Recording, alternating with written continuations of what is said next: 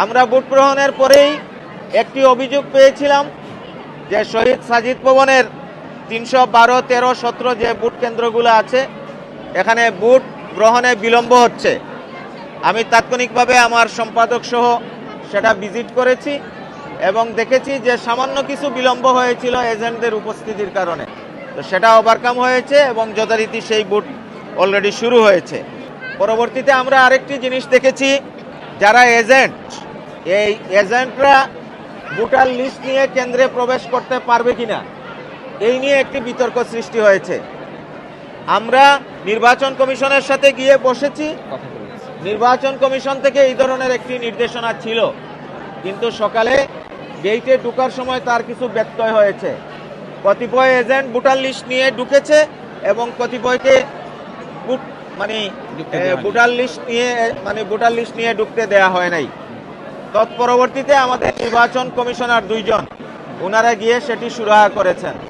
তা আমি আশা করি যে এইটা নিয়ে যদি কারো মাঝে কোনো বিতর্ক থাকে সেই বিতর্ক নিরসিত হবে। ভোটার লিস্ট নিয়ে যদি ঢুকার অ্যাক্সেস থাকে তাহলে সব প্যানেলের এজেন্টরাই যেন সেটা পায়, সবার জন্য সেটা যেন সমান হয়। আমাদের নির্বাচন কমিশনাররা সেটা সুরাহা করেছেন, আমাদেরকে অবগত করেছেন।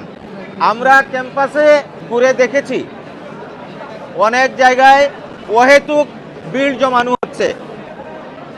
আমরা মনে করি নির্বাচনের পরিবেশের জন্য এটা একটা মারাত্মক হুমকি হয়ে দাঁড়াতে পারে।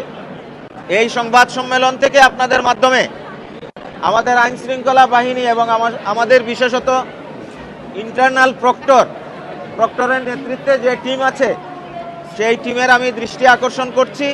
আমাদের ভোটারদের যাদের ভোট প্রদান করা শেষ হয়েছে তাদেরকে ক্যাম্পাস থেকে অত্যন্ত ভদ্রভাবে, বিনীতভাবে, আন্তরিকতার সাথে, বন্ধুত্বপূর্ণভাবে তাদেরকে প্রস্থান করার জন্য যেন ব্যবস্থা নেওয়া হয়। যদি সেটা নেওয়া না হয় তাহলে এক পর্যায়ে আমাদের ছোট্ট এই ক্যাম্পাস, ছোট পরিসর, আমাদের বিএনসিসি, আমাদের সাংবাদিক মহল যারা, প্রত্যেকেরই অসামান্য অবদান আছে এই ভোট সফল করার ক্ষেত্রে। কিন্তু কিছু কিছু ক্ষেত্রে আমাদের কাছে কিছু অভিযোগ এসেছে যে কেউ কোনো প্যানেলের পক্ষে ইনফ্লুয়েন্স করার চেষ্টা করছেন। আমি বিশ্বাস করি কেউই করছেন না। আমি এখনের সংবাদ সম্মেলন থেকে আহ্বান জানাতে চাই যে দায়িত্বশীল যারা, আমরা সহ প্রত্যেকেই দায়িত্বশীল ভূমিকা পালন করব এবং কেউ কারো দিকে আমরা বায়াসনেস হব না, কেউ কারো দিকে আমরা পক্ষপাতিত্ব করব না। আরেকটি বিষয়, 30 তারিখে যখন নির্বাচনটি স্থগিত করা হলো, 1 তারিখে সংবাদ সম্মেলন করে আমাদের সমিতির পক্ষ থেকে আমরা দাবি দিয়েছিলাম যে কোনো মূল্যেই হোক 6 তারিখের নির্বাচন বাস্তবায়ন করতে হবে।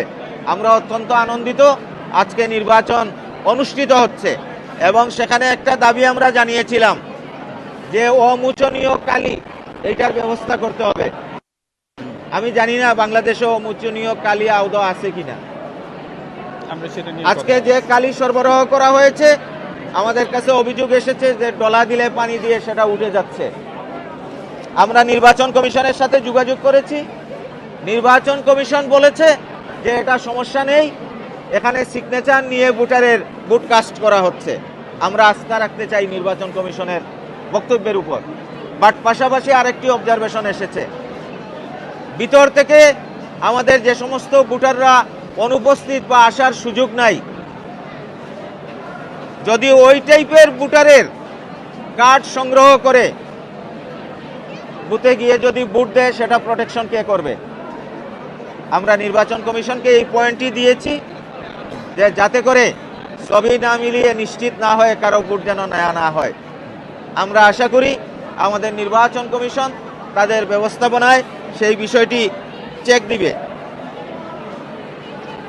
আর আরেকটি বিষয়, সেটি হলো আমরা ইতিপূর্বে যে কয়টি সংসদ নির্বাচন হয়েছে বাহিরের আমরা পরিবেশ দেখেছি, সেটা আমাদের জন্য সুখকর ছিল না। আমাদের এখানেও আমাদের সামাজিক যোগাযোগ মাধ্যমে আমরা বেশ কিছু চিত্র ইতিমধ্যে দেখেছি। আমি আইন শৃঙ্খলা বাহিনী, বিশেষত আমাদের পুলিশ প্রশাসন, তাদের দৃষ্টি আকর্ষণ করব যে ক্যাম্পাসের বাহিরের যে পরিবেশ সেটি এখনই যেন চেক দেওয়া হয় এবং সেখানে অযাচিত যাদের প্রয়োজন নাই এই টাইপের কেউ যেন সেখানে ভিড় না জমায়। এবং সেখানে যেন কোনো ধরনের কোনো পক্ষপাতিত্ব করা না হয়। সর্বশেষ